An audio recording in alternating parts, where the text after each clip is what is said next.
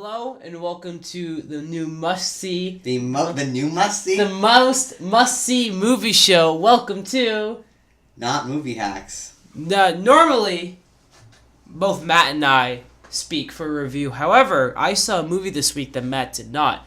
By the time you're watching it, oh my god, I know. By the time you're watching this, Matt's TLC wrestling review will be out. Yep. So this weekend, I watched Only the Brave, the new firefighter story about the Granite Mountain hotshots. So you must be wondering, why did you see this instead of the classics Geostorm and the Snowman, which have a great, I think 11%. I think combined they have 11%. Right? I think yeah, 11%. Well, this movie looked good, or it didn't look good, but it was getting good reviews. So I thought I'd check it out, and I can say safely that we should probably do a top 20 of the year, because this is a very good year for movies, because this is one of the better movies of the year so far. However, I don't know if I'd put it in my top 10. So, if you don't already know the story of the Granite Mountain hotshots, it's a story about how these firefighters came up in the ranks, and they aren't through the state, they're through their own private organization, where they are essentially, they combat fires. Without water, they fight fires and prevent forest fires. However, I didn't know about this story beforehand. I didn't know anything about them. I saw the movie, and I was expecting this kind of action-adventure type of story where firefighters just have multiple series of instances where they fight fires, and it's going to be this really cool thing. So, what? Matt's also here, and he's going to be making snide comments at my movie reviews. So far, it's been really good. I have nothing to... You went, you had a comment. I was gonna say when you said multiple scenes of firemen fighting fires, I'm gonna say like how Peter Berger, multiple scenes of awesome Americans murdering. Hey! terrorists.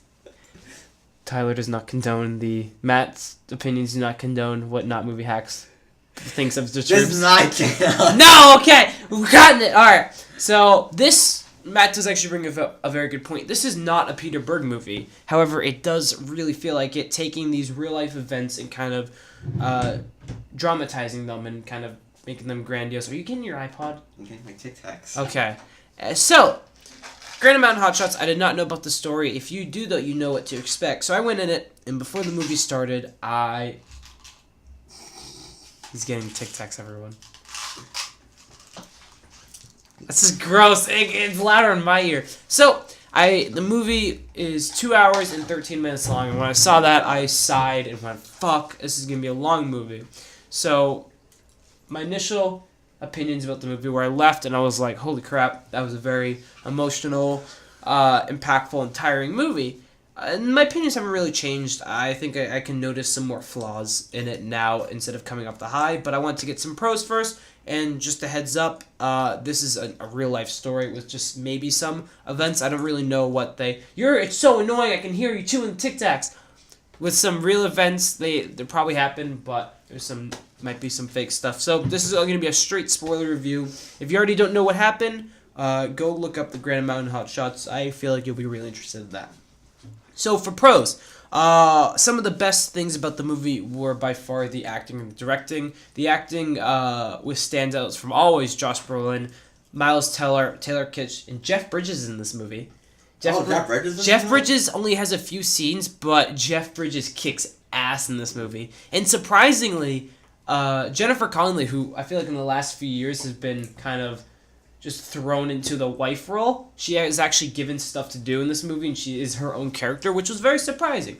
So the acting all around, even from the other actors who aren't top billed, because there's a lot of members of this, there are 20 members of the Granite Mountain Hotshots, all of them do a fantastic job. And the directing, especially when they have the scenes of these long cuts and long shots of the fire ravaging forest. It all looks really, really beautiful. Everything is really well done. The movie's shot super well. So, I didn't know much about the story. So going into it, I expected it to be fighting fires, and showing how cool it is. But instead, you get maybe 20 to 30 minutes of fighting actual fires and how they do it and the setup and their training and stuff like that. And the rest is a drama with each of these characters have their own issues and their own lives, and you're really focusing on them, especially... It doesn't matter because they'll die at the end. Just like in real life. You know what? I was going to get to that. Josh Brolin and Miles Teller. Miles Teller character survives. He's the only character out of the 20 to survive. However, they do spend a lot of time focusing on Josh Brolin and Miles Teller are the two titular characters in the movie. Not titular as a title. Are the two main characters in the story. Wait, what's the movie called? Grand Amount of Shots? No, Only the Brave. Only? What are you doing? The Brave. Let me do it. Let me do what I meant to do. Only stop! The Brave, I have to do it. I have to be... Yeah, I get it. Titular, you suck. So, instead, if you already know about the ending, I didn't. It really, really gives you a good build-up to the punch. You really feel connected to these characters and the camaraderie that they all have because they do, since there's so many characters, they do manage to give development to a good amount of characters, especially Taylor Kitsch, who plays a really small but surprisingly good supporting role, and Miles Teller. They all have overall really great character arcs towards the end, so when everything does happen, it's an even bigger gut punch. And the movie does one little trick that can really get to you if you're someone like me, is they consistently show their families and their little kids, like their new babies and everything. And is Taylor Kitsch's character's name Woodrow? No, but he has a mustache. He's like a porno mustache, and it's great. Nice. And he also, in the movie, one of his things is he's banging this really dumb girl named Cheyenne, and then he comes home to find her cheating on him with a cop, and then Miles Teller makes fun of him for it, and it just adds to their camaraderie. It's good. It's funny. It is funny. Your life's ruined. No, Miles Teller is like, it's funny, Taylor Kitsch, because your life's ruined. Oh, yeah, no, because Taylor Kitsch doesn't have a place to live, so Miles Teller's like, hey, come here, and there's this really, kind of brotherhood gay scene where Miles Teller has his baby, and he's watching her for the first time, and Taylor Kitsch and him are, new dads, and the baby's crying, and Taylor Kitsch is running out, and he comes back, he's like, I got medicine, and it's, a really, cute little brotherhood scene. Is Miles Teller playing the same character he's playing in Thank You for Your Service? No, Miles Teller plays a druggie. Oh, really? Like a blonde druggie, yeah. No, so overall, acting, directing is great. I said before, but I went into the runtime. I went into the movie finding out about the runtime and being like, oh shit, this is going to be awful. But the pacing is really well done. You would think with a movie that's 2 hours and 15 minutes long, that having only 20 minutes to 30 minutes of scenes that have action, have something eventful happening, the pacing would be really off and really hard to get through, but they do it really well. They space them out really well, and you're invested enough in the characters and everything that they're going on, where we have lull scenes of just them talking or them dealing with something. It's really well done and interesting. So, before I talk the ending, I want to talk about some of the cons, and one of the pros and cons sort of is the writing.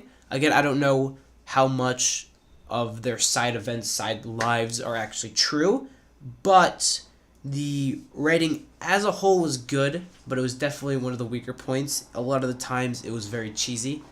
And I love you, bro. Now let's go get that fire. I think there was one scene like that in the movie. I'm not joking. So let's go. Just imagine those flames being terrorists from Lone Survivor. I hate you. Do you want to leave? Do you want to leave? It's not Peter Berg movie. So the writing was a little. Spoiler alert. Shut up! Shut up! Spoiler. There's Shut fire. up! I didn't interrupt your review, did I? Your breathing did. I hate you. Just shut up. I have 5 more minutes. Shut up. Your fucking 25-minute video. Mine's gonna be 12. But now it's gonna be 30 because of you. Shut up. Shut up. Shut up. You go. I'm cutting this. I'm not cutting it. You can't. So the writing at times is a little cheesy, and I'll get to the ending, but sometimes the severity of some of the things they're dealing with, and specifically the fires, and how the fact that at the beginning there's a lot of people who lose their houses and properties, and it's never really brought up again. But the severity of some of the things they have to deal with is a little kind of toned down to focus on these characters, because the movie is giving honor to the people who did lose their lives. So watching these people die, I mean, you kind of want to tone down the severity of some of this fire and stuff like that. So I want to get to the ending. I want to be like Anakin. I want every scene to be like Anakin in episode 3. Where they're all just dying, where it's a montage of them. No, when he's on fire. Oh! Alright, turn around, go in the corner. You're banned to the corner. Let me do my review. Can't ban me. Just let me do the review! I just wanted to say something. Jesus. I'm almost done. Let me I know. I'm having some spice. No, there's no spice. People want to hear how great this movie that only like 6 minutes... People want to hear you regurgitate what Chris Stuckman's saying in your earpiece. I've never... You're loading on YouTube. Who is Chris Stuckman? You know who. I don't know. You're a god! Shut up, go over there. Okay, so the ending, but I'll just... Shut up. The ending, it is... One little con of it is with a movie that has a 2 hour and 15-minute runtime, the ending kind of just happens abruptly. At least the deaths of all these firefighters happens. However, they do a really good job of bringing the emotional punch, and it happens where they all get caught in the fire. They go in their fire shelters. No one knows if they're going to rescue them. Scene cuts. You see all the fire bags, and they burnt to death through the bags. And then you cut to all the families going to a school, and all they hear is the 19 confirmed, 1 dead. And they're all hoping, you can tell, because it is really well done, that one family member, because they know 1 survived, is 19 confirmed, 1 dead. Wait, so how they only confirmed that 1 person died? No, 19 confirmed dead, 1 survived. You said 19 confirmed, 1 dead. Oh, no, sorry.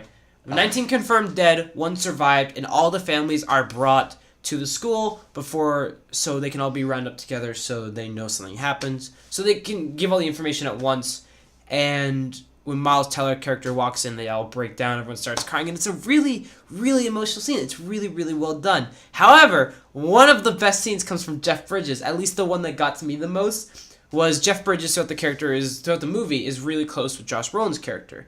And he's really close with Jennifer Connelly, the wife of Josh Brolin, and the scene where Jennifer Connelly got the call that there's 19 confirmed dead and 1 survived, but she doesn't know who, and she just breaks down crying, and she's crying in the back of a car, and then Jeff Bridges gets a call saying he's like, it is 19, and he just breaks down. I'm the dude, man. No, he breaks down, and Jeff Bridges sings... That was like your Shut up!